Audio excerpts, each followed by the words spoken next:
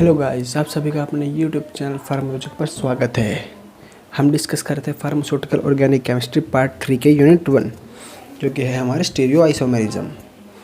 हमने अब तक कवर किया है कि स्टीरियो आइसोमेरिज्म होता क्या है, स्टीरियो आइसोमेरिज्म कितने टाइप होते हैं, एलिमेंट ऑफ सिमेट्री होता क्या है, ऑप्टिकल आइसोमेरिज्म होता क्या है और किसी कंपाउंड को हम कायरल क्यों बोलते हैं। उन दोनों वीडियो का लिंक मैं आपको डिस्क्रिप्शन में प्रोवाइड करा दूंगा। और आज हम डिस्कस करेंगे कि type of optical isomerism, optical isomerism के कितने टाइप होते हैं। ये एग्जामिनेशन पॉइंट ऑफ व्यू से बहुत ज़्यादा इंपॉर्टेंट है। 5 मार्क्स का क्वेश्चन इसमें से एक्यूरेटली आना ही आना है, कन्फर्म है ये तो। सो गाइस, इस वीडियो को ध्यान से सुने क्योंकि 5 मार्क्स का क्वेश्चन चाहे आप किसी भी यूनिवर्सिटी में हो, कन्फर्मली आता ही आता है। ऑप्टिकल आइसोमेरिज्म को हम फर्दर 3 पार्ट्स में डिवाइड कर सकते हैं: इनैंशियोमेरिज्म, डायस्टीरियोमेरिज्म और मेसोकंपाउंड्स। इनैंशियोमेरिज्म, ये इनैंशियोमर की प्रॉपर्टी होती है। इनैंशियोमर मतलब वे कायरल कंपाउंड जिनके अंदर सिर्फ एक ही कार्बन सेंटर हो, जैसे आप स्ट्रक्चर में देख सकते हैं। कायरल कंपाउंड को शो करने के लिए हमने यहाँ पे कंपाउंड जो हमने कार्बन लिया है तो उसके ऊपर हमने स्टार लगा दिया, ये हमने कायरल शो किया है। सो इनैंशियोमेरिज्म की प्रॉपर्टीज़ क्या होती है, मतलब इनैंशियोमर्स की प्रॉपर्टीज़ क्या क्या होती है। Physical properties, they have same physical properties, मतलब चाहे आप लेफ्ट स्ट्रक्चर देखिए चाहे राइट स्ट्रक्चर देखिए, इन दोनों की सेम फिजिकल प्रॉपर्टीज़ होती है। मतलब enantiomer have same physical properties, मतलब like boiling point, melting point वगैरह एक्सेट्रा, इन सब का सेम होगा। Chemical properties, they have identical chemical properties but different rate of reaction. इन दोनों इनैंशियोमर्स की केमिकल प्रॉपर्टीज सेम होगी पर रेट ऑफ रिएक्शन दोनों का अलग अलग पाएगा। बायोलॉजिकल प्रॉपर्टी, दोनों ही इनैंशियोमर्स की बायोलॉजिकल प्रॉपर्टी अलग अलग बनती है।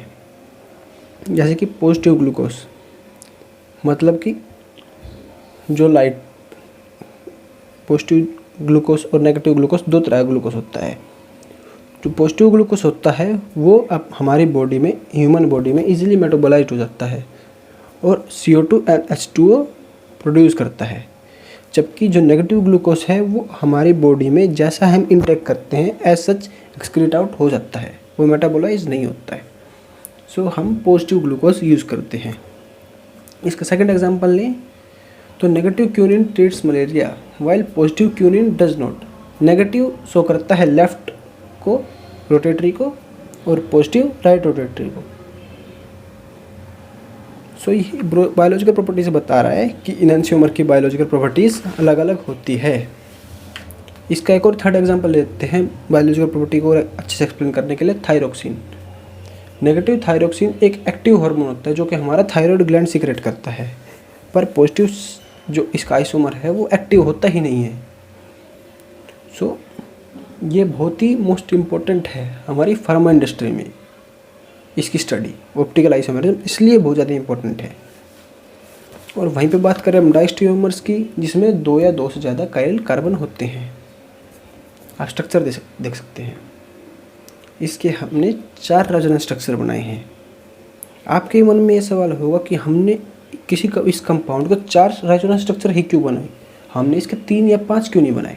मेरे मन में तो ये सवाल था कि हाँ भाई मैंने इसके 4 ही क्यों बनाए, मैं इसके 3, 5, 6 इतने ये क्यों नहीं बनाए। इसका एक फॉर्मूला होता है 2n। n जो है नंबर ऑफ कायरल एटम है, मतलब जितने किसी भी कंपाउंड के resonance structure, mirror image structure कितने बनाने हैं वो निकालने का फॉर्मूला होता है 2n, जाकि n है नंबर ऑफ कायरल एटम। इसमें 2 कायरल एटम है तो 2 ये हो गया 4। तो तभी हम पता चला कि इसके 4 मिरर इमेज स्ट्रक्चर बनेंगे। आप देख सकते हैं इसको ज़्यादा दिमाग पर जोर नहीं डालना। हमने जस्ट 2 कार्बन लिए थे, एक में हमने C2H5 अटैच किया, एक में CH3, और एक कार्बन के साथ H और Cl अटैच किया, सेम एज इट इज एक में H और Cl अटैच किया। हमें ये इस तरीके से करना है ताकि कार्बन के चारों एटम है वो सेम ना हो, जो अटैच्ड कार्बन के एटम हैं वो सभी सेम नहीं होने चाहिए। जो स्ट्रक्चर 1 देखिए, इसमें हमने क्या किया, जो हमारा मेन स्ट्रक्चर था उसके अंदर देखिए हमने Cl को एक साइड में टर्न कर लिया, मतलब क्या था, ClH एक साइड हो गया, ClH एक साइड हो गया कार्बन कार्बन का। इस हिसाब से मैंने किया कि अभी भी ये कायरल ही है दोनों कार्बन, और स्ट्रक्चर अलग हो गया। एस सेकंड कंपाउंड में हमने Cl जो लेफ़्ट में था वो राइट में चला गया, राइट वाला Cl लेफ़्ट में आ गया, तो वो सेकंड हो गया।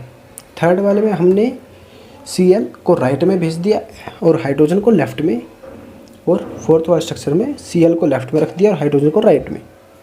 ये breaking and making of covalent bonds होता है, तो हम ऐसे इनको इंटरकन्वर्ट कर सकते हैं। स्पेसिफिक रिएक्शंस होती हैं इनकी इंटरकन्वर्ट करने के लिए। सो आप देख सकते हैं कंपाउंड 1 और 2 की मिरर इमेज रिलेशनशिप है, मतलब कंपाउंड 1 को अगर हम मिरर में देखेंगे तो 2 दिखेगा, और 2 को देखेंगे तो 1 दिखेगा। ऐसे ही कंपाउंड 3 और 4 की भी मिरर इमेज रिलेशनशिप है, मतलब 3 को देखेंगे तो मिरर में तो हमें 4th नज़र आएगा, और 4th को देखेंगे तो 3 नज़र आएगा। पर 2 और 3 की मिरर इमेज रिलेशनशिप नहीं है, और तो हम कह सकते हैं कि डायस्टियोमर्स के अंदर मिरर इमेज रिलेशनशिप नहीं होती है, क्योंकि अगर मिरर इमेज रिलेशनशिप होती है तो इसके सभी कंपाउंड एक दूसरे की मिरर इमेज होने चाहिए थे, जो कि नहीं है। तो diastereomers do not have mirror image relationship. अब मोस्ट इम्पोर्टेंट क्वेश्चन कि इनके अंदर डिफरेंस बताएं इनैंशियोमर डायस्टियोमर्स में। ये एग्जामिनेशन पॉइंट ऑफ व्यू से बहुत ही ज़्यादा इम्पोर्टेंट है। सो इनैंशियोमर्स, पहला पॉइंट शुरू करते हैं। इनैंशियोमर्स हैव मिरर इमेज रिलेशनशिप। इनैंशियोमर में मिरर इमेज रिलेशनशिप होती है, डायस्टियोमर में मिरर इमेज रिलेशनशिप नहीं होती। सेकंड पॉइंट, इनैंशियोमर्स की फिजिकल प्रॉपर्टी सेम होती है, melting point, boiling point etcetera, परंतु डायस्टियोमर्स की फिजिकल प्रॉपर्टीज़ अलग अलग होती है। थर्ड, इनैंशियोमर्स की केमिकल प्रॉपर्टीज सेम होती है, पर रेट ऑफ रिएक्शन अलग अलग होता है कायरल रिएजेंट के साथ। और डायस्टियोमर्स की सिमिलर होती है, मिलती जुलती होती है, पर सेम नहीं होती केमिकल प्रॉपर्टीज, दोनों की अलग अलग होती है। फोर्थ पॉइंट, इनैंशियोमर्स को हम क्रिस्टलाइजेशन क्रोमेटोग्राफी से सेपरेट आउट नहीं कर सकते, क्यों, ये दोनों सेम ही होते हैं इनैंशियोमर्स। पर डायस्टियोमर में दोनों की फिजिकल प्रॉपर्टीज अलग अलग होती है, तो हम इसको फ्रैक्शनल डिस्टिंक्शन क्रोमेटोग्राफी से अलग अलग कर सकते हैं। Fifth point, enantiomers are optically active in nature.